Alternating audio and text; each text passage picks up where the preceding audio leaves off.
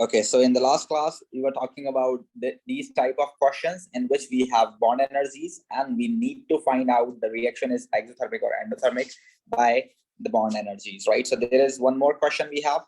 In this question, we need to find out whether this reaction is exothermic or endothermic by the help of bond energies. Let's talk about this question. So just look at over here. What the question is saying, the chemical equation is for the complete combustion of methanol is shown. Now the combustion is already telling us that this is exothermic reaction because combustion is one of the example of exothermic reaction. Whenever you are going to combust any fuel, it definitely give you energy, which is the main product of combustion reactions, right? So, but still we need to find out the amount of energy which is going to release over here. You can see this 2 methanol reacting with 3 oxygen for producing 2 carbon dioxide and 4 water molecules.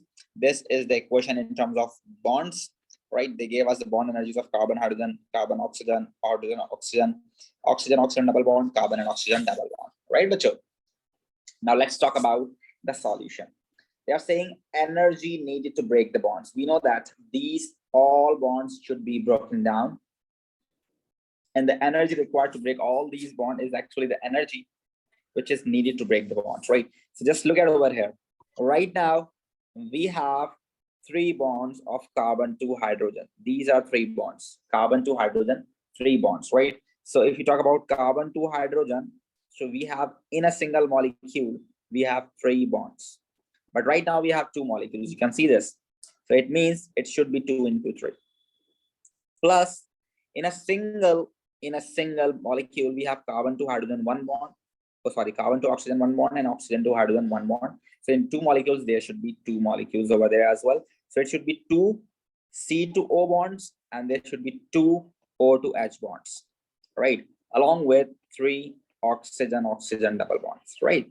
So what is the values? Just look at over here. 6 into CH की value है आपके पास 410, right? Plus CO की है आपके पास 360, तो it should be 360. Plus OH की आपके पास है 460, so it should be 2 into 460 along with 3 into 500. चलो बच्चों चेक करेंगे जरा, इसका आंसर कितना आएगा? 2460 आई थिंक, ऐसे ही आएगा? It should be 720, it should be 920, it should be 1500. इन सबको ऐड करके जरा मुझे जल्दी से बताओ what is the total answer.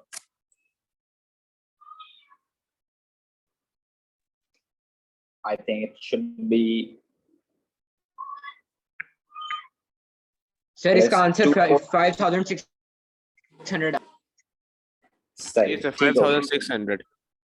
ठीक है, the total energy required to break all the bond is 5600. Is that right, बच्चों? Yes, sir. Yes, sir. Okay, the next energy released when bonds are going to make. So just look at over here, बच्चों. We have 2 carbon to oxygen bond in a single molecule. So एक ही molecule में carbon to oxygen के 2 bond हैं, जबकि आपके पास total 2 molecule हैं, तो it should be 4 into carbon double bond oxygen, which is 805. All right. Then in a single molecule, we have 2 bonds of O to H, and we have 4 molecules, so 4 into 2 OH. So right now we have 8 O to H bonds, or O to H bond की energy है 460. Right. चलें check करें कितना answer आ रहा है आपके पास.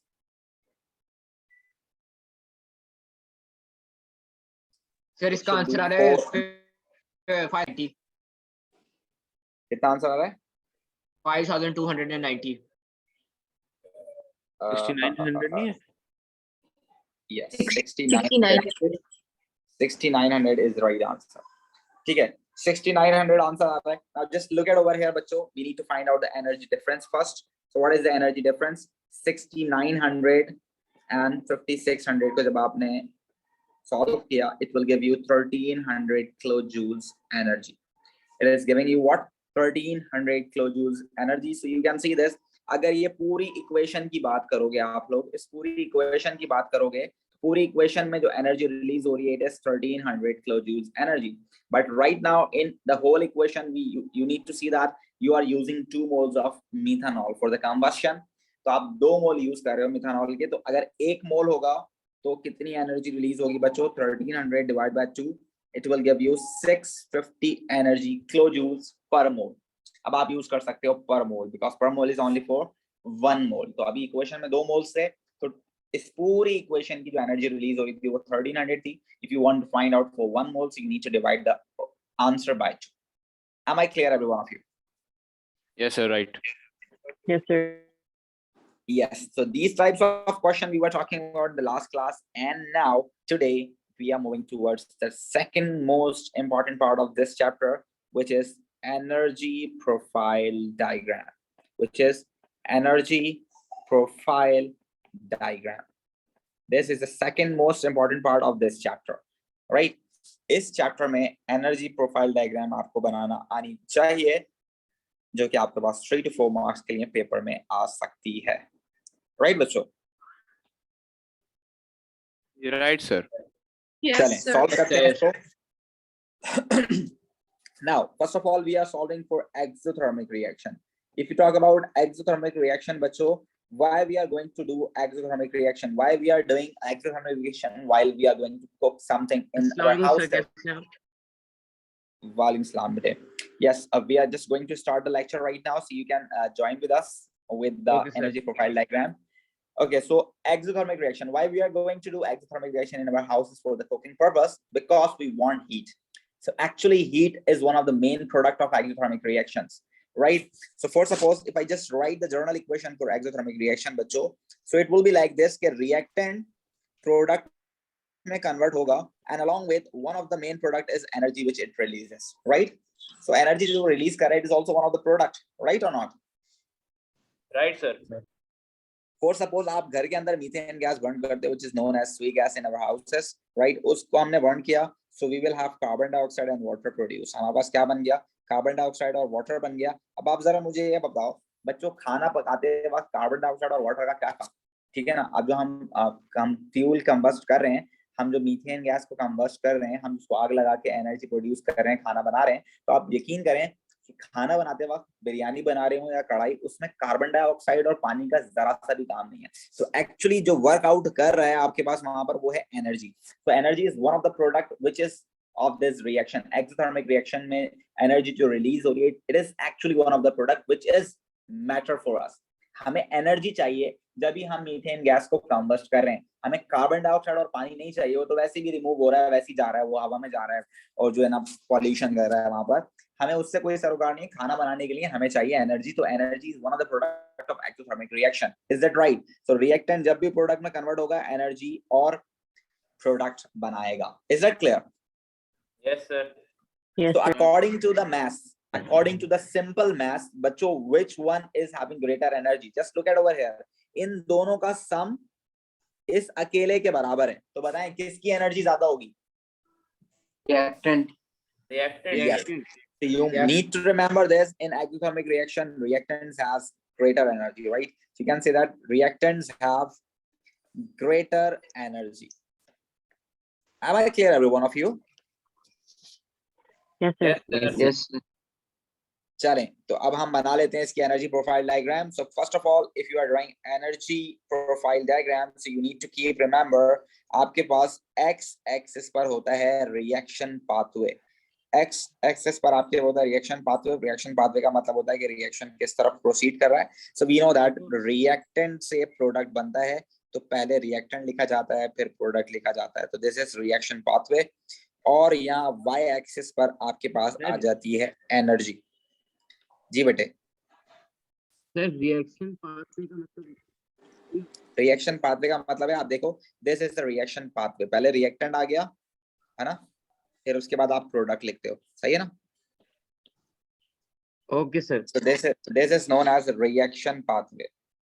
ये reaction किस तरह प्रोसीड होता है? रिएक्शन प्रोसीड होते वक्त पहले आप रिएक्टेंट्स लिखते हो, फिर आप प्रोडक्ट लिखते हो, ठीक है ना?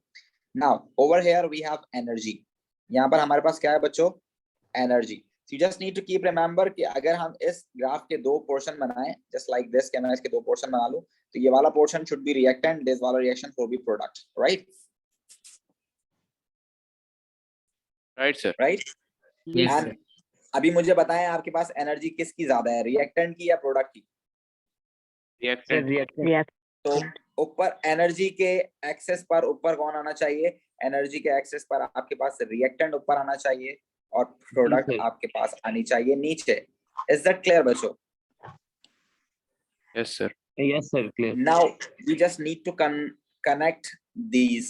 हम इन दोनों को कनेक्ट कर देंगे. You just need to keep remember this is actually reactant. Reactants की एनर्जी ज्यादा है तो रिएक्टेंट्स ऊपर आएंगे, प्रोडक्ट की एनर्जी कम है तो प्रोडक्ट नीचे आएगी. And you need to keep remember this कि एक्सोथर्मिक रिएक्शन, दुनिया जहां का कोई सा भी एक्सोथर्मिक रिएक्शन हो, बहुत ज्यादा एक्सोथर्मिक हो या बहुत कम एक्सोथर्मिक हो, अगर एक्सोथर्मिक होगा तो एनर्जी प्रोफाइल डायग्राम ऐसी ही बनेगी. Is that clear? Yes sir. Now we have one thing which is known as energy difference. एक चीज होती है हमारे पास जिसका नाम होता है energy difference. And we know that what is this? Energy difference is actually enthalpy change. ये क्या होती है आपके पास? Enthalpy change होती है और enthalpy change is donated by delta H. ये किसको donate करता है? Delta H से donate कर सकते हो उसको. And this is always the energy difference of reactant and product, right? This is always the difference of energies between reactant and product, and you need to keep remember that the head of the arrow should be towards product. Head of the arrow should be towards product. ठीक है भाई? जी sir ठीक. अब देखें जरा मैं क्या कहना चाह रहा हूँ. मैं एक्चुअली आपको ये बताना चाह रहा हूँ कि अगर इस डायग्राम में आपको मैं कहूँ कि आप मुझे बताएं इंथैल्पी चेंज निकाल कर, you just need to keep remember कि प्रोडक्ट और रिएक्टेंट के दरमियान जो डिस्टेंस होगा, this is actually what? Enthalpy change. इसको हम क्या बोलते हैं बच्चों? इसको हम बोलते हैं enthalpy change. So this is actually enthalpy change. ये एंथैल्पी चेंज कहलाएगा. ठीक है, ये पूरा डिफरेंस एंथैल्पी चेंज कहलाएगा. And the arrow of the head of the arrow should be towards product. This will be enthalpy change. Is that clear? Downward, sir. Yes yes, जहां पर भी प्रोडक्ट होगी वहीं पर आपके पास हेड होगा. Is that clear? Sir exothermic में अब ऊपर होती है ना? क्या चीज? एंथैल्पी चेंज नेगेटिव है ना, एक्सोथर्मिक में तो नीचे ही होगा. एंडोथर्मिक में जी। एंडोथर्मिक में ऊपर. पॉजिटिव होता है। एंडोथर्मिक में ऊपर इसलिए होगा क्योंकि प्रोडक्ट ऊपर होगी. तो बस you need to keep remember जहां प्रोडक्ट होगी वहां पर आपके पास हेड होगा, एरो का. ठीक है? You're right, sir. Any problem? No, sir. चलें, एक और चीज आपके पास जो नेक्स्ट चीज है वो आपके पास क्या है? नेक्स्ट चीज आपके पास होती है एक्टिवेशन एनर्जी. नेक्स्ट चीज आपके पास होती है activation energy. And what is activation energy? Activation energy is actually the amount of energy required to start any reaction. किसी भी रिएक्शन को स्टार्ट करने के लिए जो थोड़ी बहुत एनर्जी आप अपनी तरफ से दे रहे हैं, it would be activation energy. Is that clear बच्चों? Yes, sir. Yes sir. And you are always providing activation energy. हमेशा आप ही प्रोवाइड कर रहे हो. जब जब आप प्रोवाइड एनर्जी खुद करते हो तो it should be always positive. तो एक्टिवेशन एनर्जी हमेशा पॉजिटिव होगी क्योंकि आप हमेशा इसको खुद प्रोवाइड करोगे. और एक्टिवेशन एनर्जी आप हमेशा प्रोवाइड करोगे रिएक्टेंट्स को. रिएक्शन स्टार्ट करना है तो रिएक्टेंट्स को प्रोवाइड करना पड़ेगी. तो activation energy is actually from reactant to highest peak. ये हमेशा क्या होगी आपके पास? Reactant to highest peak. So just look at in the diagram. Reactant से आपके पास हाईएस्ट पीक क्या होगी? आपके पास एक्टिवेशन एनर्जी होगी. सो राइट नाउ हमारे पास यहाँ पर एक्टिवेशन एनर्जी हो गई ये. ठीक है भाई? Right, sir. रिएक्टेंट से हाईएस्ट पीक आपके पास हो गई activation energy. Is that clear every one of you? Sir मैं डिस्कनेक्ट हो गया था 5 मिनट्स के लिए, तो सर वो रिपीट कर देंगे जो आपने पढ़ाया? वो सर मेरी जो लैपटॉप की बैटरी वो हो गई थी डेड. जी, we are talking about the enthalpy change and activation energy in the energy profile diagram. So you just need to keep remember whenever you talk about enthalpy change, so it is always the difference between reactant and product. तो reactant से लेकर आप देख सकते हैं, reactant से लेकर product तक का distance is actually enthalpy change, which is energy difference. और energy reactant की और product की हमने यहाँ define किया left hand side पर. तो definitely उन दोनों का जो difference है वो delta H है और head हमेशा product की तरफ होगा. So right now product is downward, तो head भी downward. Then activation energy is the energy required to start any reaction. ये हमेशा reactant से provide की जाती है और highest peak तक activation energy होगी. And you need to keep remember if you use catalyst, so activation energy आपके पास क्या हो जाती है? डिक्रीज हो जाती है, आपके पास एक्टिवेशन एनर्जी डिक्रीज हो जाती है, इंथैल्पी अनचेंज रहती है, इंथैल्पी को कुछ नहीं होगा, कैटलिस्ट यूज करने से इंथैल्पी को कुछ नहीं होगा, एक्टिवेशन एनर्जी कम हो जाती है। So you can see this, अगर आप कैटलिस्ट यूज करोगे तो this activation energy will be decrease. ये रिएक्शन थोड़ा सा पहले हो जाएगा, सो रिएक्टेंट से highest peak will be the activation energy and it should be the catalysed reaction. सही है? कैटलिस्ट से सर एक्टिवेशन एनर्जी डिक्रीज कर देगी। Yes, okay sir, catalyst clear, thank you. Activation energy decrease करता है। अब आप खुद इसको जरा यूटिलाइज करो, इसको अपने जो है डेली लाइफ में, या आप इसको जो आप तक याद कर रहे थे उसके अंदर जो है आप इसको जरा यूटिलाइज करो कि यार आपने अभी तक याद किया था कैटलिस्ट ऐड करने से जो है ना रिएक्शन फास्टर हो जाता है, ठीक है ना। अब कैटलिस्ट यूज करने से रिएक्शन फास्टर कैसे हो रहा है, देखो आप यहाँ पर एक रिएक्शन है, फॉर सपोज यहाँ पर ये रिएक्शन है आपके सामने ना, ये नॉर्मल रूम टेम्परेचर के ऊपर आपके पास, या फॉर सपोज यहाँ पर 0 एनर्जी है, ठीक है ना, अभी रिएक्टेंट रखा हुआ, आपने कोई एनर्जी नहीं दी थी। अब आप देखें अगर यहाँ तक आपको रिएक्शन कराना है तो यहाँ तक आपको एनर्जी देना पड़ेगी अपनी तरफ से। तो फॉर सपोज आपको अगर ये रिएक्शन स्टार्ट कराना है तो आपको 100 जूल्स एनर्जी देना पड़ेगी, तब जाके रिएक्शन स्टार्ट होगा। सही है? फॉर सपोज आपने कैटलिस्ट ऐड किया, तो कैटलिस्ट ऐड करने से क्या हुआ, देखो रिएक्शन आपके पास पहले हो गया और ऑलमोस्ट 70 जूल्स पर रिएक्शन हो गया, है ना। जी सर, हो गया। तो देखिए कैटलिस्ट डालने से क्या हुआ, एक तो आपको एनर्जी नहीं देना पड़ी, एनर्जी आपकी सेव हो गई, एनर्जी सेव हो गई तो आपकी कॉस्ट सेव हो गई, कॉस्ट सेव हो गई तो आपका टाइम सेव हो गया। देखें फॉर सपोज अगर आपको टेम्परेचर इंक्रीज करना था 100 डिग्री सेंटीग्रेड तक, तो 100 डिग्री सेंटीग्रेड तक टेम्परेचर देने के लिए टाइम लगता, ठीक है ना। पहले 0 होता, फिर 10, फिर 20, फिर 30, फिर 40, फिर 50, Aahista Aahista temperature gradually increase होता, फिर जाके वो 100 पे जाता। तो जो टाइम लगता 100 तक पहुंचने में, फॉर सपोज टेम्परेचर पे अगर मैं रख के बात करूं, तो अगर 70 डिग्री सेंटीग्रेड रिएक्शन हो रहा है तो इसका मतलब वो जो 30 डिग्री सेंटीग्रेड में टाइम लगता है वो हमारा टाइम भी सेव हो गया, और जो 30 डिग्री में जो एनर्जी लगती है वो एनर्जी भी हमारी सेव हो गई। तो टाइम और एनर्जी दोनों सेव हो गई, तो हमारी कॉस्ट सेव हो गई। तो कैटलिस्ट इस तरह आपके रिएक्शन को फास्ट करता है। इज दैट क्लियर बच्चों? Clear yes sir, clear. Sir. वो कैटलिस्ट So वाला दिखा देंगे, एक मिनट नीचे। ये बना हुआ तो है, सामने ही बना हुआ है। नीचे आपने जो नहीं लिखा था। Catalyst decreases the activation energy, right, and speeds up the reaction. You just need to keep remember all combustion reactions are actually exothermic. All combustion reactions, किसी भी चीज की combustion हो रही हो, it will be exothermic reaction. उसके अलावा अगर आप dilution करते हैं तो dilution is also one of the example of what? Exothermic reaction.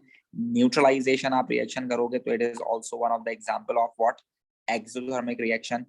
या आप अगर respiration की बात करते हो तो respiration is also one of the very common example of exothermic reactions. Is sir that clear? जी, सर ये एक्टिवेशन एनर्जी हर वक्त पॉजिटिव रहती है ना, नेगेटिव तो नहीं बनती? activation energy हमेशा positive होती है. Yes, it is always the energy which you are providing. So whenever the energy you are providing to the system, it is always positive, right? Sir catalyst energy को decrease कर देता है, activation energy. Yes, activation energy को decrease कर देता है. Right sir. अच्छा, enthalpy को कुछ नहीं करता. You need to keep remember there is no effect of catalyst on enthalpy, right? Now, the next is endothermic reaction. So if we talk about endothermic reaction, बच्चों, so we know that it absorb energy. तो reactants absorb करेंगे energy को और क्या बनाएंगे? Product, right or not? Yes sir. Yes sir, तो यहाँ पर greater energy किसकी होगी? Product की greater energy, है ना? तो अगर हम इसका ग्राफ दोबारा से बनाएं तो just look eight over here, तो ये ग्राफ ऑलमोस्ट वैसा ही होगा, बस थोड़ा सा चेंज हो जाएगा। तो ये आपके पास reaction progress will be on their place, energy will be on their place, axes भी आपने याद रखने हैं, पेपर में पूछ लेता है कभी कभार बनाने के लिए। तो यहाँ पर आपके पास रिएक्टेंट आएगा, अब रिएक्टेंट आपके पास नीचे आएगा और प्रोडक्ट आपके पास ऊपर आएगा। ठीक है बच्चों? जी sir. So this is the difference over here in this diagram. So you need to keep remember this. यहाँ पर ये इस तरह हो जाएगा, सही है? So it will remain same. You can say that the progress of reaction will remain same on x-axis. Progress of reaction means first of all we have reactants over here, and then we have products. ठीक है? And the energy will remain on their place as y-axis of this diagram, right? And the same thing, what is energy difference बच्चों? delta H क्या होता है? There is a difference of energy of reactant and product, right? So this Yes, sir. is the difference of energy. So it is always the head always towards the product. So this is delta H. Now, if you talk about activation energy, so activation energy is always from reactant to highest peak. So this is what activation energy, and it is always positive. So the head is always upward. Is that clear, Bacho? Yes, sir. Yes, sir, clear. And for suppose if you are using catalyst, so the activation energy will be decreased. So it will be like this. So if you talk about catalyzed reaction, so this will be the activation energy of catalyzed reaction. Is that clear? Right, sir. If you talk about the examples of endothermic reactions, so the very basic example is photosynthesis, right? Cracking is also one of the example of endothermic reaction. Thermal decomposition is also one of the example of endothermic reaction. Is that clear, बच्चों? Is there any example for exothermic? Exothermic की अभी हमने ऊपर लिखी ना बेटा, ये लिखी combustion, dilution, neutralisation, respiration. Dilution कैसे है सर? Okay, sir. डाइल्यूशन मतलब अगर आप फॉर सपोज एसिड ऐड करते हो पानी के अंदर, तो वो आपके पास डाइल्यूशन कहलाएगी, तो वो एनर्जी रिलीज करता है। ठीक है सर। और सर ये न्यूट्रलाइजेशन कैसे होगा? Neutralization is acid and base reaction. When acid reaction base, it will form salt and water. This is the neutralization reaction. So it is also exothermic, right? अच्छा, एक और चीज मैं आपको बता दूं, फॉर सपोज अगर आप सॉलिड की बात करते हो